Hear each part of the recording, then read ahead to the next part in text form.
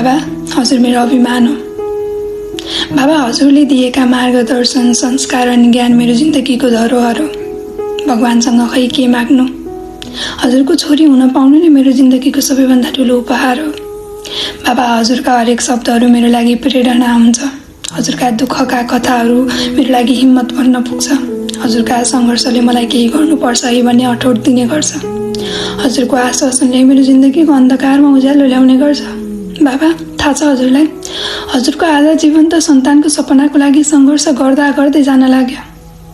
हजुरको सम्मान स्वरूप केही समर्पण गरौँ भने पनि म हजुरको अगाडि केही मूल्यवान शब्दहरू भेट्दिनँ। बाबा, सायद म अहिले हजुरको मुहार हेर्न सक्दिनँ।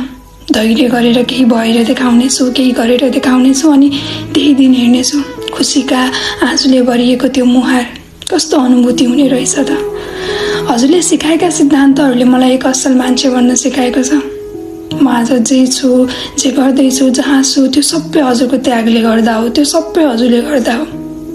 बाबा, म हजुर बिना केही पनि छैन, केही पनि होइन।